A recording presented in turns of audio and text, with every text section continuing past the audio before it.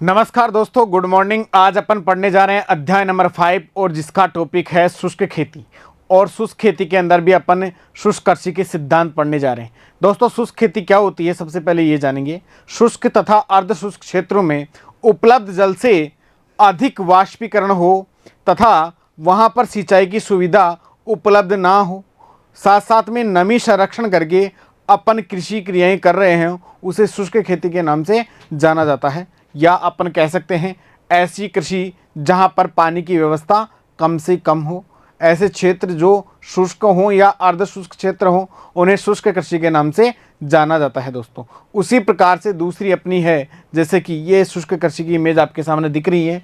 सूखा पड़ रहा है, यहाँ पर शुष्क फसलें ही उगाई जाती हैं, जैसे बाजरा, मोठ, मूंग, गंवार आदि फसलें उगाई जाती हैं। दोस्तों, शुष्क खेती के बाद में है दूसरा असिंचित कृषि।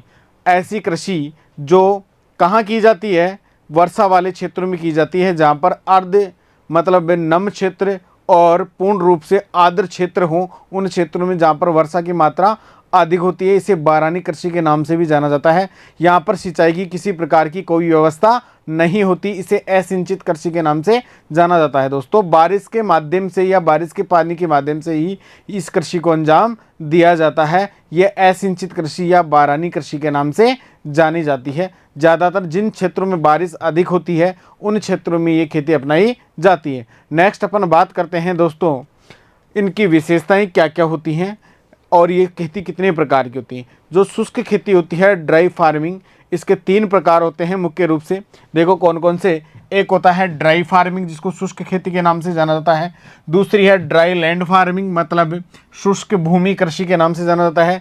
तीसरी है रेन फेड फार्मिंग, मतलब वर्षा आधारित खेती के नाम से इस खेती को जाना जाता है। दोस्तों, तो देखिए ये 3 प्रकार की खेती है इसमें, तो इनमें अंतर क्या है। यहाँ की वार्षिक वर्षा की जहाँ तक अपन बात करें तो वार्षिक वर्षा ड्राई फार्मिंग में कितनी होती है, 750 mm से कम। वह क्षेत्र जहाँ पर 750 mm से कम औसतन वार्षिक वर्षा होती है, उसे ड्राई फार्मिंग के नाम से दोस्तों जाना जाता है। नेक्स्ट अपन बात करते हैं dry land farming. Dry land farming का मतलब वह कृषि जहाँ पर औसतन वार्षिक वर्षा 750 mm से 1150 mm के मध्य होती है, वह खेती ड्राई लैंड फार्मिंग के नाम से जानी जाती है। नेक्स्ट दोस्तों बात करते हैं अपन rain fed farming. Rain fed farming का मतलब क्या होता है, वह कृषि जहाँ पर औसतन वार्षिक वर्षा 1150 mm से अधिक होती है, मतलब इस खेती के अंदर बारिश अधिक होती है, उसे रेन फेड फार्मिंग के नाम से जाना जाता है। तो इस प्रकार से 3 खेतियां आपने पढ़ ली, जिसमें dry farming, dry land farming और रेनफेड फार्मिंग। अब इनमें तीनों में फ़र्क क्या होता है, देखिए बात करते हैं अपन जहाँ तक आर्द्रता की। तो आर्द्रता ड्राई फार्मिंग में आर्द्रता बहुत कम होती है, यहाँ पर शुष्कनेस होती है, तथा ड्राई लैंड फार्मिंग के अंदर आर्द्रता कम होती है, किसकी बजाय, ड्राई रेनफेड फार्मिंग की बजाय। जबकि रेनफेड फार्मिंग में अधिक वर्षा होने के कारण क्या होता है, आर्द्रता अधिक होती है। दोस्तों, नेक्स्ट अपन बात करें फसल अवधि की, तो फसल पकने की जो अवधि है वो ड्राई फार्मिंग में 75 डेज होती है, और इसके साथ साथ में ड्राई लैंड फार्मिंग होती है, उसमें 75 से 120 डेज होता है या दिन होता है।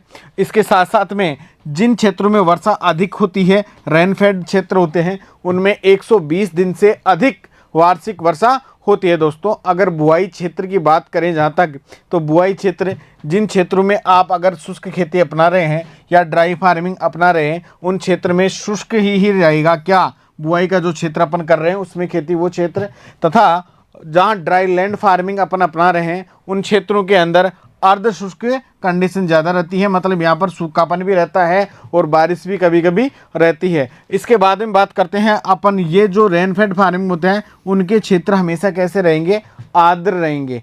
जहाँ तक फसल प्रणाली की बात करते हैं अपन, तो फसल प्रणाली के अंतर्गत दोस्तों सबसे ज़्यादा बात करें अपन तो ड्राई फार्मिंग की, तो इसमें एकल तथा मिश्रित फसल अपन लगाते हैं। एकल तथा मिश्रित फसल इसमें इसलिए लगाते हैं अपन, क्योंकि जब एक फसल का उत्पादन नहीं होता है तो कम से कम अपने को दूसरी फसल का उत्पादन तो प्राप्त हो सके। दोस्तों, इस कारण से इसमें जो खेती की प्रणाली है, फसल की प्रणाली है, वो एकल व मिश्रित दोनों प्रकार की रखी जाती है। एकल फसल किसे कहते हैं, किसी निश्चित क्षेत्र में अगर एक ही फसल एक वर्ष में उगाई जाती है तो उसे एकल फसल या मोनोक्रॉपिंग के नाम से जाना जाता है। दोस्तों, और किसी क्षेत्र में 2 या 2 से अधिक फसलों के बीजों को मिलाकर बोया जाता है तो उनको मिश्रित फसल या मिक्स क्रॉपिंग के नाम से जाना जाता है। तो ड्राई फार्मिंग के अंदर एकल फसल पद्धति तथा मिश्रित फसल पद्धति दोनों को अपनाया जाता है। एकल फसल और मिश्रित फसल पद्धति साथ साथ में ड्राईलैंड फार्मिंग के अंतर्गत भी अपनाया जाता है। और जहाँ तक अपन बात करें रेनफेड फार्मिंग की, तो रेनफेड फार्मिंग में जो फसल प्रणाली है, फसल की जो पद्धति है वो किस प्रकार की होती है, बहुफसली। मतलब एक क्षेत्र में एक से अधिक फसलें लगा सकते हैं, अलग अलग हाइट वाली बहुमंजिली फसलें उगा सकते हैं, अलग अलग कतारों में फसलें उगा सकते हैं। बात जहाँ तक करें अगर शुष्क काल की, तो शुष्क काल अगर शुष्क खेती में लगातार बना रहता है, और जो ड्राईलैंड फार्मिंग है उसमें शुष्क काल कम दिनों तक रहता है, तथा रेनफेड फार्मिंग के अंदर ड्राई पीरियड या शुष्क काल कभी भी नहीं रहता। तो दोस्तों इस प्रकार से ड्राई फार्मिंग, ड्राईलैंड फार्मिंग और रेनफेड फार्मिंग को विभाजित किया गया है। उम्मीद करते हैं आपको ये टॉपिक अच्छे से समझ में आ रहा होगा। आगे अपन बात करते हैं दोस्तों राजस्थान परिप्रेक्ष्य में शुष्क खेती का महत्व। तो राजस्थान परिप्रेक्ष्य में अगर शुष्क खेती का महत्व देखा जाए तो अपने कुल भारत का 58% भाग, भारत देश का 58% भाग बारानी क्षेत्र के अंतर्गत आता है। कौन से क्षेत्र के अंतर्गत आता है, बारानी खेती होती है यहाँ पर।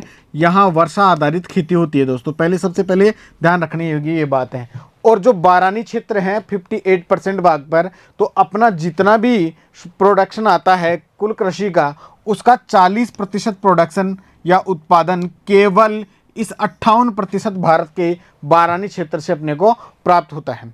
इसके साथ साथ अपने राजस्थान राज्य की जहाँ तक बात करें तो राजस्थान राज्य कुल भारत के टोटल क्षेत्रफल का कितना 10.41% भाग पर स्थित है। मतलब राजस्थान का जितना क्षेत्रफल है वो पूरे संपूर्ण भारत का 10.41% है। इसके साथ साथ अपन बात करें कि राजस्थान के अंदर जितनी भी कृषि योग्य भूमि है उसका 70% भाग केवल बारानी क्षेत्र है। मतलब ये शुष्क खेती के ऊपर आधारित है दोस्तों, क्योंकि राजस्थान प्रदेश एक प्रकार का शुष्क प्रदेश है।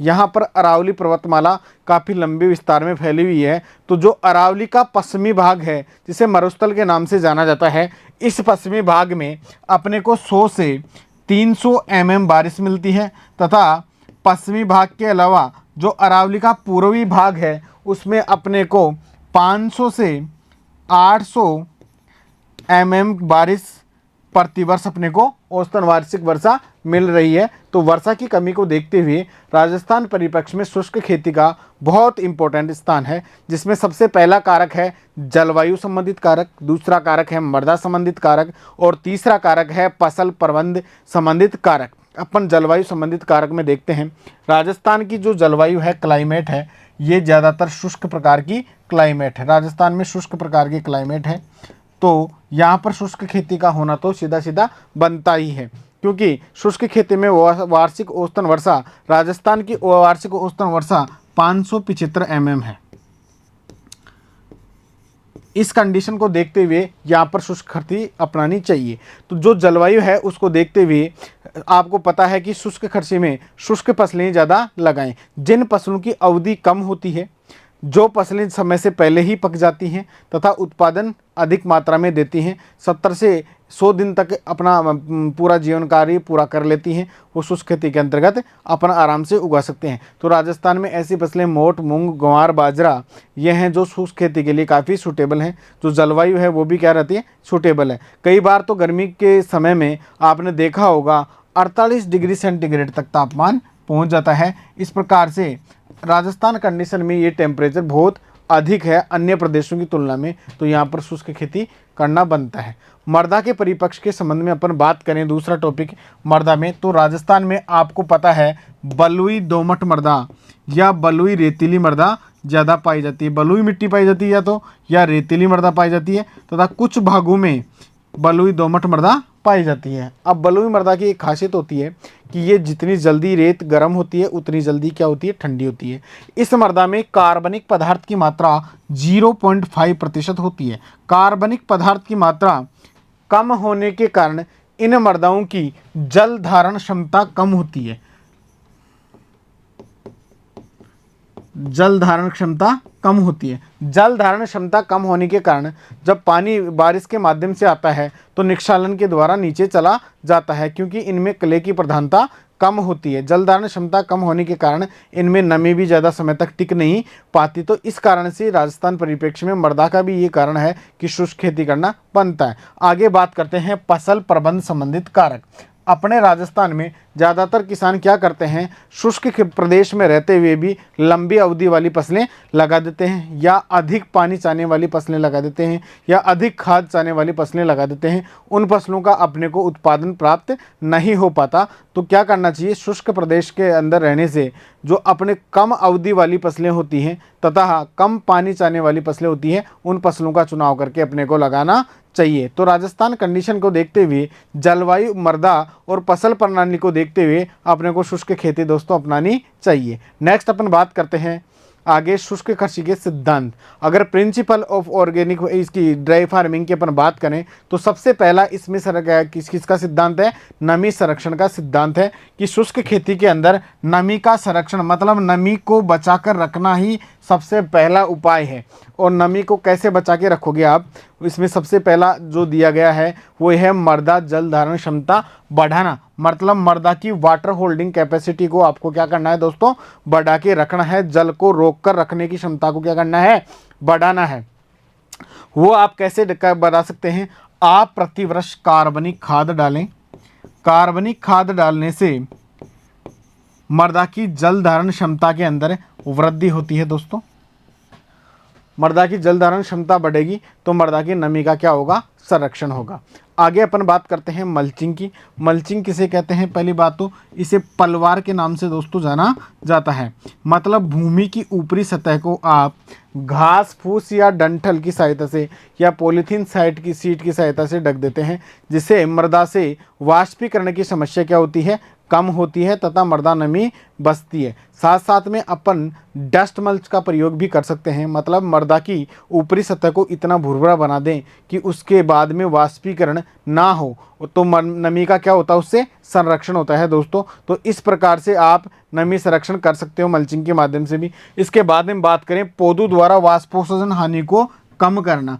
आपको पता है ज़्यादातर पौधे क्या करते हैं, पौधे जल का उपभोग करके और वाष्प उत्सर्जन के माध्यम से वातावरण में क्या कर देते हैं, त्याग देते हैं, वाष्पीकरण कर देते हैं। तो इन पौधों से जल की हानि को कम करने के लिए पौधों की पत्तियों पर ऐसे रसायनों का प्रयोग करें, जैसे केओलिन रसायन, जिसका नाम है केओलिन रसायन। ऐसे रासायन का प्रयोग करने से क्या होता है, इन पौधों की पत्तियों के रंध्र बंद हो जाते हैं। पत्तियों के रंध्र बंद हो जाने से क्या होता है, वाष्प उत्सर्जन की समस्या कम मिलती है, वाष्पीकरण कम होता है, जिससे क्या मृदा में नमी संरक्षित रहती है। नेक्स्ट अपन दोस्तों बात करते हैं शुष्क कृषि में फसल प्रबंध का सिद्धांत। फसल का मैनेजमेंट कैसे करें, आप प्रबंध कैसे करें। तो पहला है इसमें फसलों का चुनाव। जो फसलों का चुनाव कर रहे हो, सिलेक्शन ऑफ क्रॉप कर रहे हैं, तो आप ऐसी फसलों का दोस्तों चुनाव करें शुष्क कृषि के अंतर्गत जिन फसलों को कम पानी की आवश्यकता होती है, तथा साथ साथ में वे फसलें जो कम अवधि में पककर आसानी से तैयार हो जाती हैं। जिन फसलों को कम खाद एवं उर्वरक की आवश्यकता होती है, ऐसी फसलों का आप चुनाव करें। जैसे कि इनका आपको मैं उदाहरण दूँ, आपके सामने बाजरा, मोठ, मूंग, गंवार ऐसी फसलें हैं जिन फसलों का चुनाव करने से, क्योंकि इन फसलों की जल मांग क्या होती है, कम होती है। तो जिन फसलों को नमी कम चाहिए होती है, जल मांग कम होती है, कम अवधि में पककर तैयार हो जाती हैं दोस्तों, तो ऐसी फसलें शुष्क खेती के सफल फसल प्रबंधन में सहायक है। नेक्स्ट बात करें अपन किस्मों का चुनाव करना। ऐसी किस्मों का चुनाव करें जो कम समय में ही पककर क्या हो जाएं, तैयार हो जाएं। जिन किस्मों को पानी की आवश्यकता भी क्या होती है, कम होती है। अंकुरण के समय भी क्या पानी की आवश्यकता उनको कम होती है। आगे बात करें खेत की जुताई की बात करें। आप खरीफ सीजन में अब जब फसल उगाने जा रहे हों, प्रथम जब बारिश हो जाती है तो उस समय मृदा की काफ़ी गहराई तक जुताई करें। मतलब मिट्टी पलटने वाले हल से जुताई करें, जिससे अगले सीजन में जो पानी बरस रहा है या बारिश हो रही है तो उससे जो वर्षा का जल आ रहा है वो संपूर्ण क्या भूमि के अंदर चला जाए, तो उससे क्या होता है, नमी का संरक्षण होता है। दोस्तों जब रबी वाली फसलें आप उगाएं तब भी क्या करना चाहिए, आपको नमी को संरक्षण करने के लिए गहरी जुताई करके मृदा में नमी को बचाए रखना चाहिए। आगे अपन बात करते हैं दोस्तों बुआई की बात जहाँ तक करें, जब आप फसलों की बुआई करने जा रहे हैं, जब सोविंग करने जा रहे हैं, तो उसका तरीका क्या होना चाहिए, तो उसका तरीका ये होना चाहिए, सबसे पहले बुआई का समय। आप लगातार हर समय फसल टाइम टू टाइम उगाते आ रहे हैं, लेकिन कई बार जैसे बारिश लेट हो जाती है या जल्दी आ जाती है और फसल का परिपक्व काल भी क्या हो जाता है, जल्दी आ जाता है, तो ऐसी कंडीशन में क्या होता है, फसल डिस्टर्ब कर देती है, पूरी को नमी को भी डिस्टर्ब कर देती है तथा अपने पकने के टाइम को भी डिस्टर्ब कर देती है। तो आप जब बारिश मानसून काल स्टार्ट हो उसकी प्रथम बारिश के समय ही फसलों की क्या कर दें, बुआई कर दें, और जब बारिश का मिड टाइम रहता है उस समय तक फसल में पुष्पन क्रिया प्रारंभ हो जाती है और आपको फसल को अच्छी पूर्ण काट भी सकते हैं।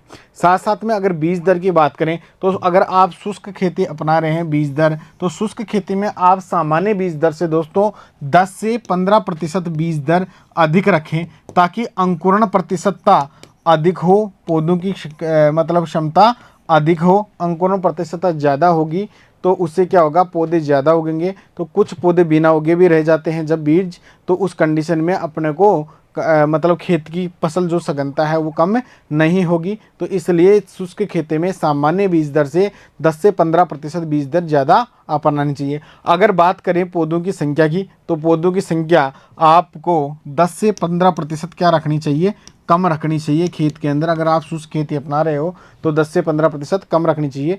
पौधों की संख्या का आप कैसे करेंगे, अगर जब बारिश नहीं आ रही है तो उस कंडीशन में आप अगर जैसे एक पौधे के पास दूसरा पौधा खड़ा है तो उखाड़ देंगे उसको, या क्या करेंगे जब ज़्यादा सूखा पड़ जाता है, जैसे लाइनों में पौधों की आपने बुआई कर रखी है, तो एक पास वाली लाइन के पौधे को क्या कर देंगे, अपन उखाड़ देंगे, फिर दूसरे पास वाले को, ये बीच वाली एक लाइन ही रखेंगे। तो ऐसा करने से मृदा में क्या नमी रहती है, ताकि कुछ फसल तो अपने को प्राप्त हो, सारे पौधे नहीं मरते पानी की कमी के कारण। तो इस प्रकार से पौधों की संख्या में क्या रखनी चाहिए, कमी रखनी चाहिए।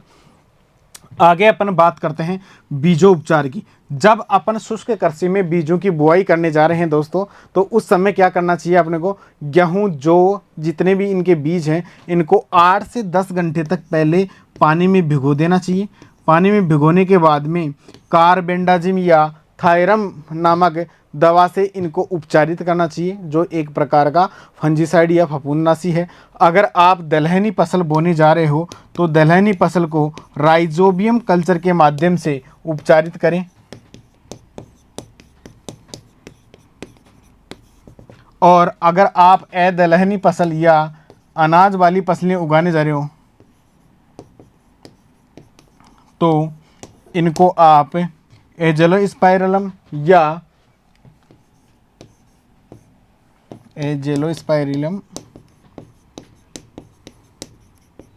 या एजेटोबैक्टर से उपचारित करें।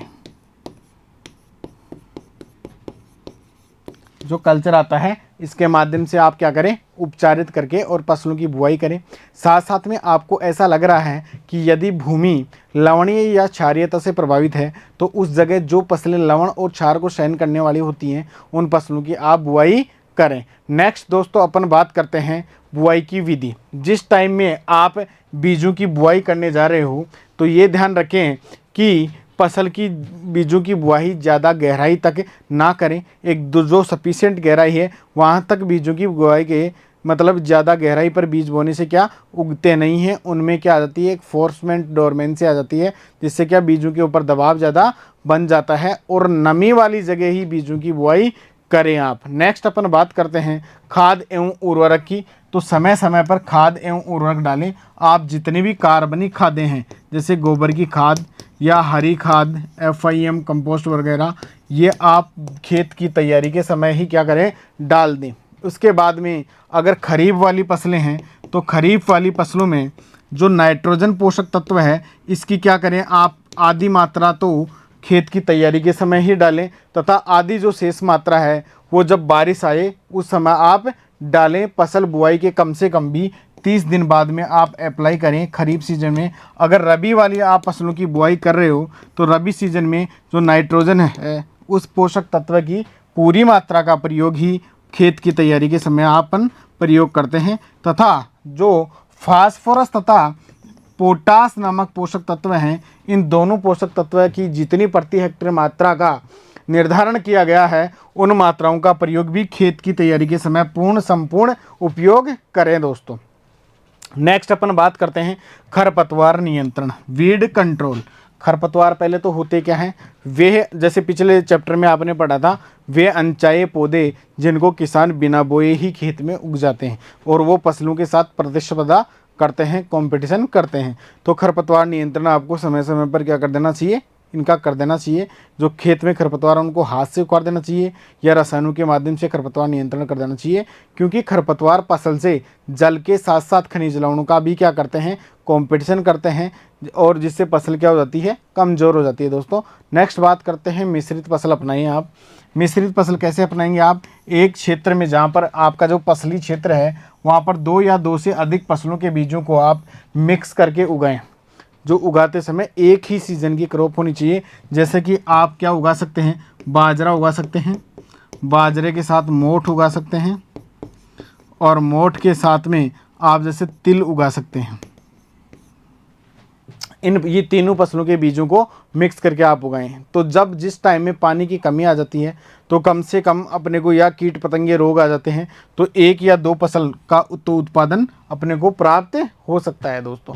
नेक्स्ट अपन बात करते हैं आगे शुष्क खेती में कि फसल चक्र क्या होता है, ये नेक्स्ट टॉपिक के अंदर अपन बात करेंगे दोस्तों।